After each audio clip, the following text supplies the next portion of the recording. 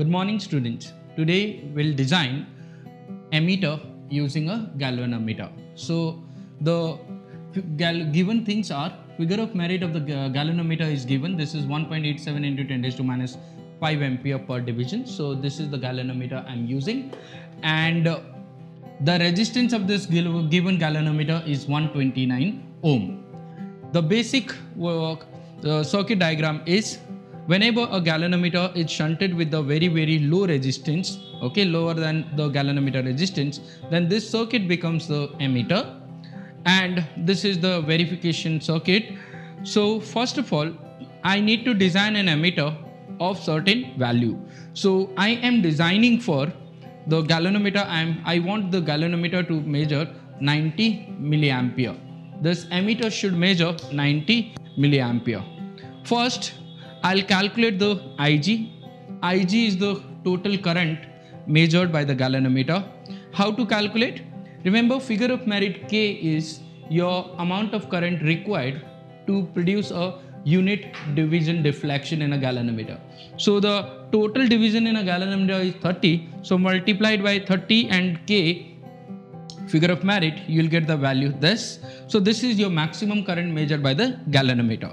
So the formula for designing the ammeter is shunt equal to Ig upon I minus Ig into G. So Ig is 56.1 into 10 raised to minus 5, that is equal to the 0.561 into 10 raised to minus 3, and the current what I want to design is 90 milliampere, so it is 90 into 10 raised to minus 3 ampere, and my Ig is 0.56 and 0.561 into 10 raised to minus 3, and the multiplied by G, that is the galvanometer resistance 129 ohm. Okay, so the calculation of this will give me 0.809 ohm. That means the shunt value what I want right now is 0.8091 ohm. But now this value is very low.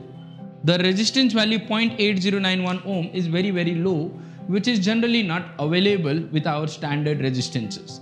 So therefore what we'll do is we'll take the constant wire or the magnesium wire and cut a particular length of the wire which produces what? This 0.809 ohm. So for that we need to select this particular wire. I have chosen this constant wire. Now the resistivity of the constant wire is 49.1 into 10 raised to minus 8 ohm meter. That is the resistivity of this wire. So using a micrometer screw gauge, okay, I'll calculate first the radius or the diameter of this constant wire. Now you have done lots of experiment related to the micrometer screw gauge. First of all, I need to calculate what? The error, whether the micrometer has got any error or not. So when I just turn it and when I just touch these two jaws, you see that time it is the main scale, the 0, and the circular scale 0, they are not coinciding. That means it has got what? The error. So right now the main scale reading 0 is coinciding 98. So that means from the 0 down to what? 2. So it is the negative 0 error, and that is coinciding is what? The 98. So coinciding is 98. That means 100 minus 98 into your least count, okay, gives me what? The value. So it is 2 into the least count. Remember, the least count of the micrometer screw gauge is 0.001. Least count of micrometer is 0.001 centimeter. So this gives me the 0.002 centimeter is the error, okay, and this is your negative 0 error. So therefore when you are doing the corrected reading, so you have to add this 0.002. So now select what? Select this wire. This is the constant wire, and place this constant wire over here and take few readings to measure what? The diameter. So now you see right now the 0 of this, right now this 0 of the main scale reading, okay, is coinciding what? The 51 it is 49. The 49 of what? The circular scale reading. So you see, the main scale reading is your 0, coinciding is the 49. So 1 year scale reading is coinciding division into the least count, so it becomes 0.049, and total reading is 0.049 centimeter. 0.049 centimeter, plus this gives me what? 0.051 centimeter as what? The corrected diameter of the wire, 0.051. You can take 0.051 centimeter. You can take few more readings to get the accurate diameter, okay? And after getting the diameter of the wire, we need to calculate the how much length of this wire should I cut, which will produce the required shunt value, that is 0.8091 ohm. Now you know the basic formula which relates the resistivity, length and area. So you know how to calculate the length. Length is the shunt value which is required into pi d square upon 4. This is the area. Okay, so pi d square by 4 is area, and this rho is what? Resistivity. The resistivity is of the constant wire is 49.1 centimeter. So when I substitute the shunt value 0.8091, pi is 3.142, d is the diameter of the wire what I have calculated from the micrometer screw gauge. Okay, and then substitute this value, the length I get is 0.337 meter, which is equal to what? 33.7 centimeter. That means first I need to get this shunt value this much. I need to take 33.7 meter wire, but as few centimeters are gone for the connection, so I'll take what? Plus 2 centimeter extra. So it means what? I will be taking what?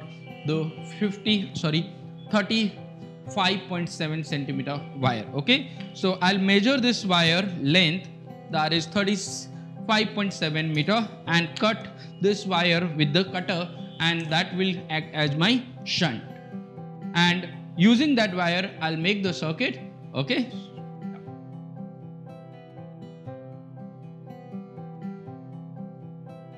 Now see, I have done the connections. So I have used this constant wire and calculated that the shunt required 0.8091 using the wire. Okay, the length of this wire is 35 point something, okay, centimeter, and then I'll connect this shunt parallel to the galvanometer. See, this is connected parallel to the galvanometer. This is my galvanometer, and then this is my ammeter. I've connected a standard ammeter in series with a battery, so that what happens is that, and this rheostat, when I change this rheostat value, the current in the main circuit will change, and that will be recorded by the standard milliammeter, and then it will be recorded by this design milliammeter.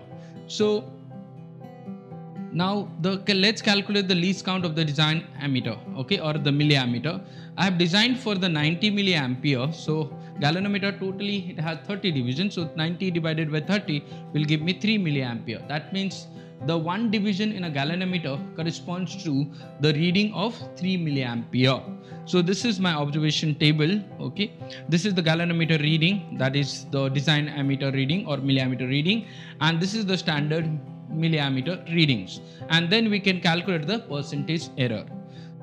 So I have switched on the circuit, and when I move this, okay, the rheostat, see, now first I get position at this, see, now this is at 10 division, and this is the milliammeter is reading on the third line. So that means this coinciding division is 10.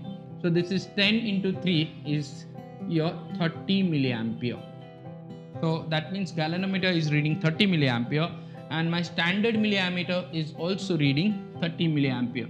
So in this case, there is no error. Now I'll move this rheostat, and let's say the coinciding division right now is 15. So this is 15 into 3 will be what? 45 milliampere. 45 milliampere. Now let's see how much it is going. The standard volt milliammeter is reading, it's reading 40. So there is now error, little bit error. Okay, so now I'll change the reading of this one. Let's say I change it to 20. So 20 of this corresponds to 20, this is 60 milliampere. And let's see what is standard voltmeter reading. It is 60 only, so there is no error. So what you have to do is, okay, you have to move this rheostat and get the reading in this design ammeter. Okay, galvanometer is an ammeter, and then the reading over here. Ideally they should match, but you know that practically there will be error, and in this